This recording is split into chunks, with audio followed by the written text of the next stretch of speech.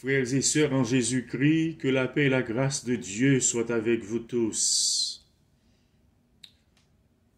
Lisons Hébreux chapitre 12, versets 1 et 2. Nous donc aussi, puisque nous sommes environnés d'une si grande nuée de témoins, rejetons tout fardeau et le péché qui nous enveloppe si facilement, et courons avec persévérance dans la carrière qui nous est ouverte, ayant les regards sur Jésus, le chef et le consommateur de la foi, qui en vue de la joie qui lui était réservée, a souffert la croix, méprisé l'ignominie, et s'est assis à la droite du trône de Dieu. Amen. J'aime beaucoup ce chant. Il est très profond. C'est par la foi que, voyant l'invisible, ils se sont levés à l'appel du Seigneur. Rien avec lui ne semblait impossible, tant sa promesse enflammait leur ardeur. Amen. Amen. C'est par la foi que voyant l'invisible, ils se sont levés à l'appel du Seigneur. Rien avec lui ne semblait impossible, tant sa promesse enflammait.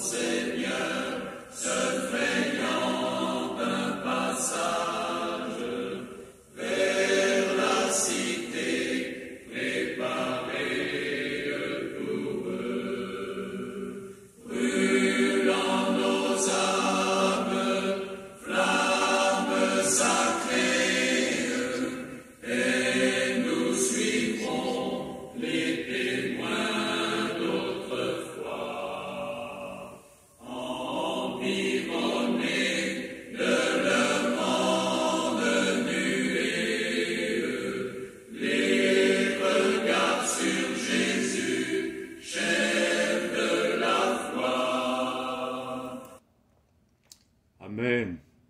Amen. Gloire à toi, Seigneur. Gloire à toi, Seigneur.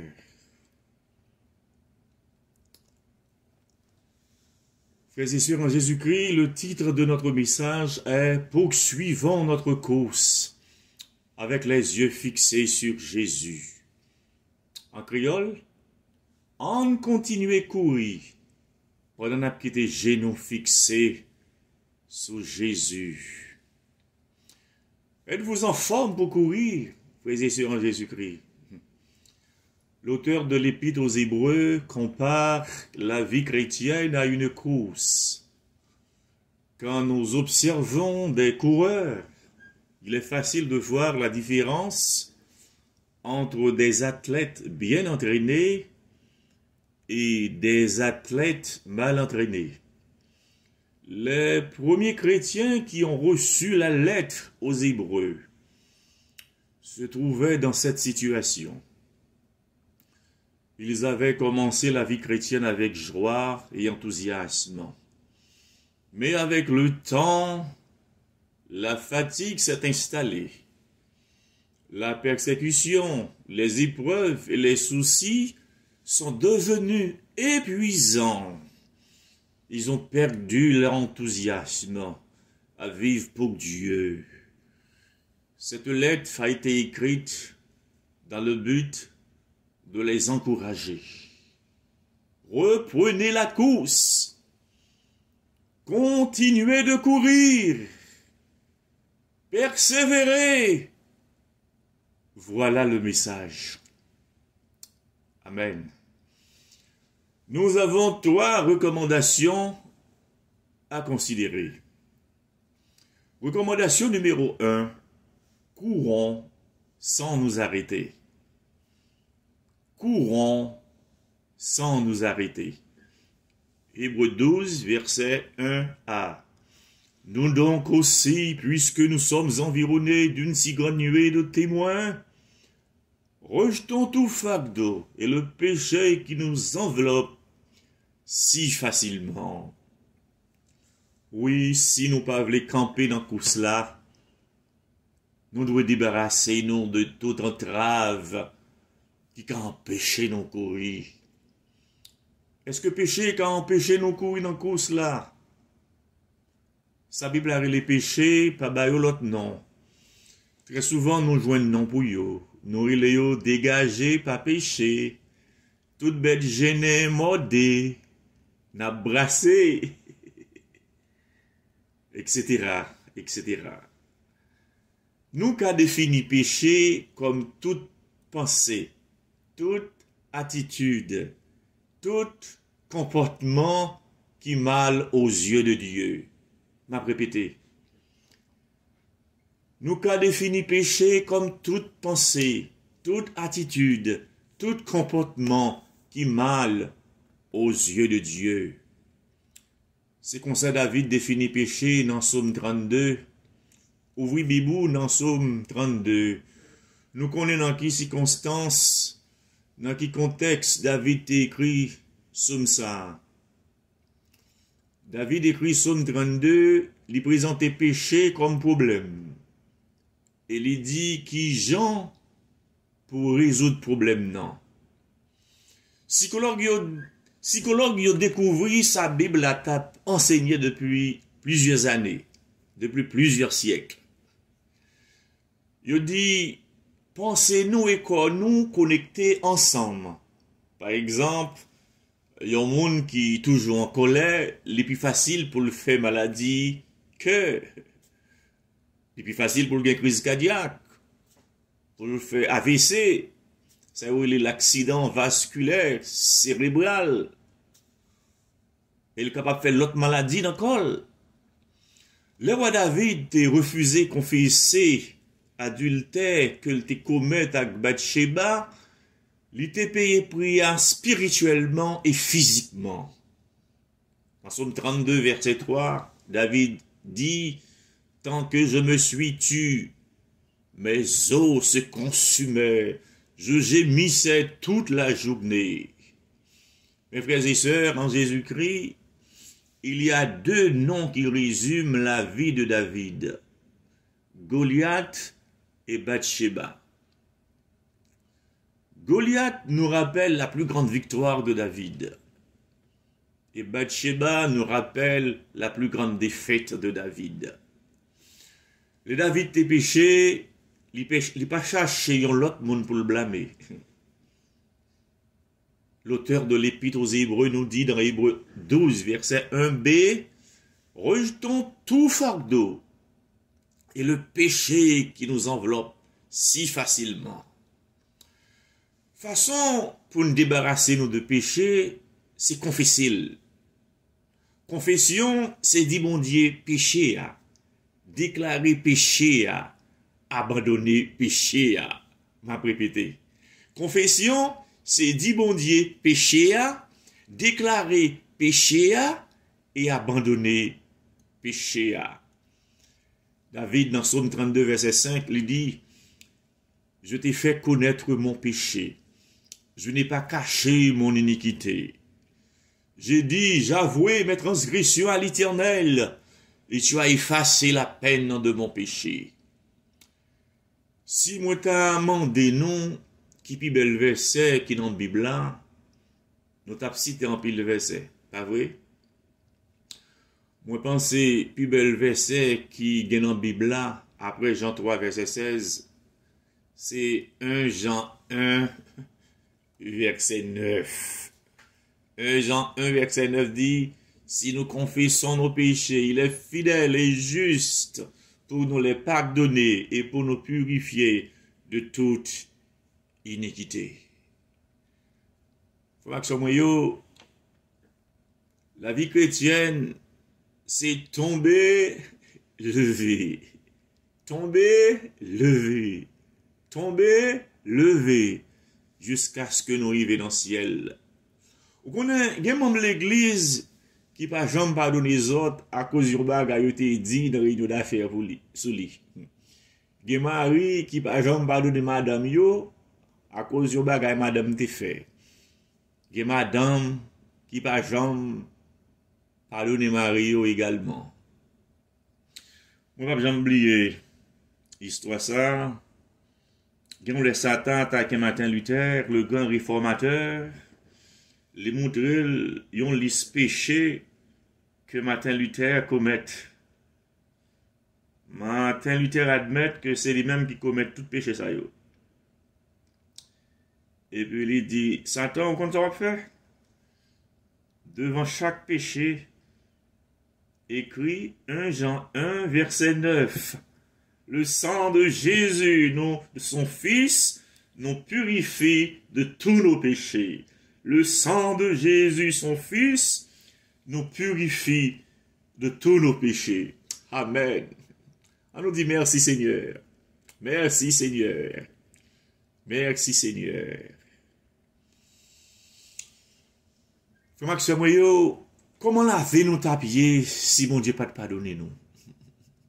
Vous êtes à toute question ça. Comment laver nos tapiers si mon Dieu pas de pardonner nous? Grâce bon Dieu est plus grand que tout péché nous yo. On nous dit ça ensemble. Grâce bon Dieu est plus grand que tout péché nous yo. Recommandation numéro 2. Courons avec persévérance. Hébreux 12, verset 1b. Courons avec persévérance dans la carrière qui nous est ouverte.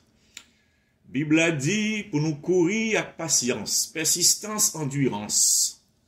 Endurance, c'est aptitude que vous gagnez pour résister à la fatigue physique, aux épreuves morales, à la souffrance. Prophète Isaïe dit dans Isaïe 40, verset 31, mais ceux qui se confient en l'Éternel renouvellent leur force. Ils prennent le vol comme les aigles. Ils courent et ne se lassent point. Ils marchent et ne se fatiguent point. Vie chrétienne non, mandé endurance. On nous dit ça ensemble. Vie chrétienne non, mandé en endurance. Nous devons qu'aimer femme, même s'il y a des problèmes, souffrance, maladie, persécution. Quand viennent les persécutions, n'abandonnez pas. Les hommes, fais-nous ça qui mal, bon Dieu qui a changé mal là en bien. Amen. C'est qui ça qui a découragé? C'est qui ça qui a découragé? Parfois nous décourager dans la course spirituelle là, parce que pas apprécier le travail qu'on a fait. Nous devons connaître, c'est pour Jésus qu'on a couru. C'est pour qu'il laisse qu'on a couru. C'est pour Jésus qu'on a couru. Fixez genoux sous Jésus. Il est notre guide et notre destination. Amen. Amen. Quelle que soit votre force, l'heure arrivera où vous serez seul avec Dieu, dépendant de lui seul. Premier côté, pour garder, l'on décourager, c'est en l'air. C'est ce que ça me dit là. Premier côté, pour garder, l'on décourager, c'est en l'air. Psalmiste a dit dans Psaume 121, « Je lève mes yeux vers les montagnes, d'où me viendra le secours? Le secours me vient de l'Éternel qui a fait les cieux et la terre. » L'on décourager, encourager, yon l'autre monde pour qu'à encourager tête tout. Galates 6, verset 2, nous lit, ne nous lassons pas de faire le bien, car nous moissonnerons au temps convenable si nous ne nous relâchons pas. Pas de succès sans sacrifice. Comme a dit l'autre, à vaincre sans péril, on triomphe sans gloire.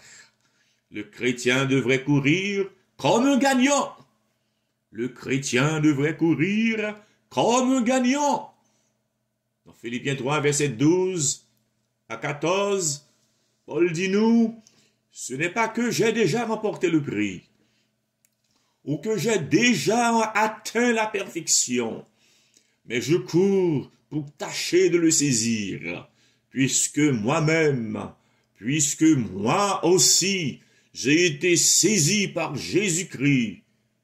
Frère, je ne pense pas l'avoir saisi, mais je fais une chose, oubliant ce qui est en arrière et me portant vers ce qui est en avant. Je cours vers le but pour remporter le prix de la vocation céleste de Dieu en Jésus-Christ. Amen. Pour qui raison, bon Dieu, pas mettre genoux derrière tête nous. Pour qui raison? C'est pour nous continuer à garder devant.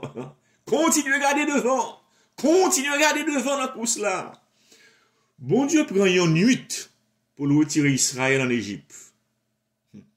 Mais ça prend 40 ans pour retirer Égypte dans Israël. Pour quelle raison? Parce que Israël était toujours à garder derrière. Vous connaissez, il y a un athlète qui paraît ceux, même s'il a un talent, c'est difficile pour le remporter victoire. Dans Acte 4, verset 24, l'apôtre Paul a fait un discours d'adieu aux anciens de l'église d'Éphèse. Mais je ne fais pour moi-même aucun cas de ma vie, comme si elle m'était précieuse, pourvu que j'accomplisse ma course avec joie et le ministère que j'ai reçu du Seigneur Jésus. Pouvez-vous dire cela de votre vie? Pouvez-vous dire cela de votre vie? Voulez-vous terminer votre course avec joie? Recommandation numéro 3. Courons avec les regards fixés sur Jésus. Hébreux 12, verset 2a. Ayant les regards sur Jésus, le chef et le consommateur de la foi. Avez-vous les yeux fixés sur Jésus? Avez-vous les yeux fixés sur Jésus?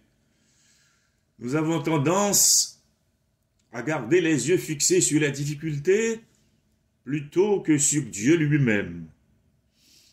Moi, l'histoire, il y a un monde fou, c'est-à-dire, il y a un monde qui a des problèmes mentaux. Eh bien, il était rempli en panier à wash. Et puis, il dit, ça capoté, ça capoté, ça capoté. Il y a une madame qui dit, monsieur, m'a fait job là. Mon foi, et des madame non, mettez panier wash là sous tête li. Madame non marché, li marché, li marché, li marché, li bouquet, li marché, li marché. Il dit, monsieur, jusqu'à présent, moi pas qu'on arrive toujours. Mon foi répondre, mais moi-même, moi pas qu'on côté me pour aller. Waouh, waouh. Moi l'histoire ça, c'est pas tout le monde pour suivre. Gen moun, l'on suive yo, c'est dans mauvais chemin à mener. Mais alléluia, nous capables de suivre Jésus. Il va mener nous dans mauvais chemin. Il a toujours mené nous dans bon chemin. Fixez vos regards sur Jésus et sur sa parole. La Bible nous encourage à racheter le temps, car les jours sont mauvais. Si vous voulez avancer dans la course là, ou pas de regarder derrière, ou pas de regarder derrière, c'est devant pour garder. c'est devant pour garder. Moi, mes chansons qui dit, moi, t'ai décidé pour me suivre le Seigneur. Moi, pas tourner, moi, pas tourner. Le monde derrière d'homme, la croix devant yeux. Moi, pas tourner. Si me dois aller seul, toujours m'a suivre lui. Moi, pas tourner.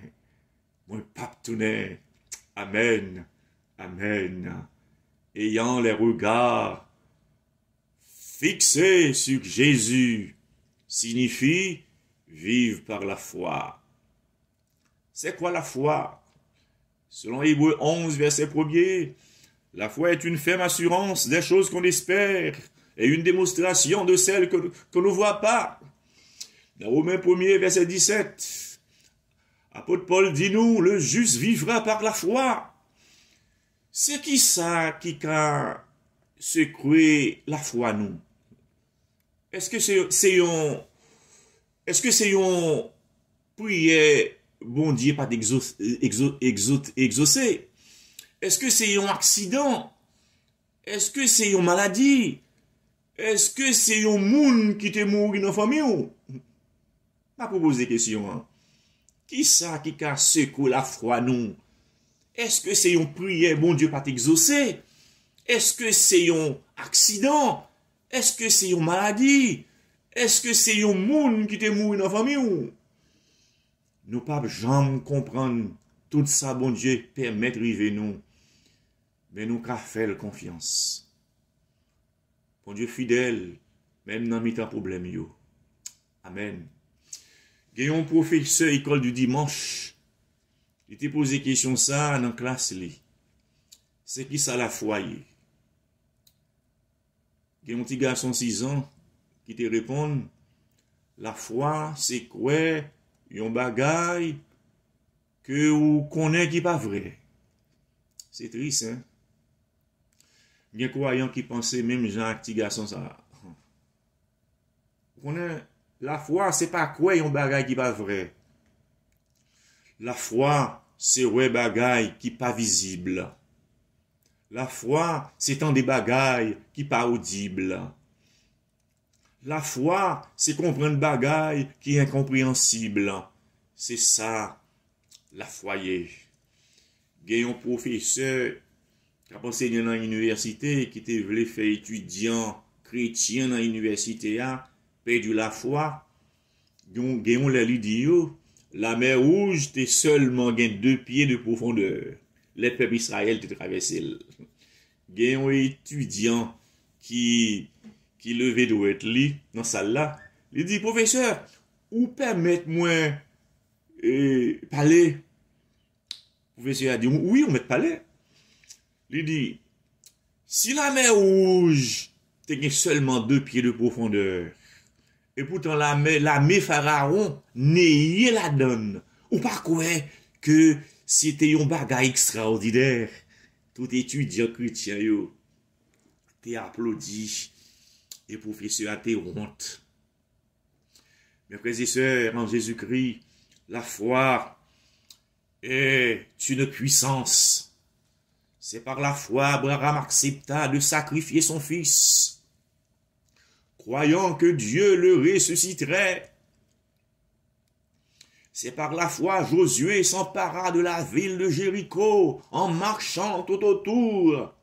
Il demanda même à Dieu que le soleil s'arrête dans sa course pour lui laisser le temps d'achever sa bataille à Gabaon. C'est par la foi Caleb, âgé de 85 ans, voulut s'emparer d'une ville infestée de géants. Dieu demeure toujours à la recherche de gens ordinaires pour accomplir des œuvres extraordinaires. Bon Dieu pas fait par un miracle, ça nous doit faire par obéissance. Oui, mes frères et sœurs, en Jésus-Christ, nous devons mettre confiance nous totalement en Jésus pendant notre courir. Il n'est pas suffi pour nous commencer comme cela. Nous devons terminer. Nous devons terminer. Nous devons terminer. Amen. On nous dit ensemble, nous devons terminer comme cela. Les batailles de la vie ne sont pas gagnées par les plus forts, ni par les plus rapides, mais par ceux qui n'abandonnent jamais. Frères et sœurs en Jésus-Christ, les courses l'ont terminé. Nous allons joindre Jésus-Christ et nous allons recevoir couronne, c'est-à-dire des récompenses. Dans le ciel là, c'est qui ça nous va faire couronne que bon Dieu, nous va déposer devant pied Jésus, selon Apocalypse 4, versets 10 et 11. Si jodi a, c'était dernier jour où tu as passé sous terre, est-ce que tu es capable de dire même Jean, avec apôtre Paul, j'ai combattu le bon combat, j'ai achevé la course, j'ai gardé la foi, désormais la couronne de justice m'est réservée. Paul était un serviteur fidèle. De quoi avez-vous besoin aujourd'hui? Fixez vos yeux sur Jésus. J'ai lu l'histoire d'une course entre un lapin et une tortue. Comme vous savez, le lapin a une capacité innée de courir vite, mais la tortue ne peut pas courir. Devinez qui a gagné la course? Qui a gagné la course? La tortue a gagné la course. Pourquoi? Parce que la lapin a pensé que la remporté victoire quand même. Plusieurs fois dans la course là, au lieu de courir, les campés a gardé derrière. Ainsi, la tortue a gagné la course. Chers amis, pour réussir dans n'importe quel domaine, la fidélité est une qualité essentielle. Oui, pour nous remporter victoire dans la course spirituelle là, nous devons fixer genoux sur Jésus. Il est notre guide. Il est notre guide. Alléluia. Jésus est notre guide. Frères et sœurs en Jésus-Christ, vivons la vie chrétienne avec les yeux fixés sur Christ. Recommandation numéro 1, courons sans nous arrêter. Recommandation numéro 2, courons avec persévérance. Recommandation numéro 3, courons avec les regards fixés sur Jésus. Que Dieu vous bénisse. Amen. C'est par la foi que dans les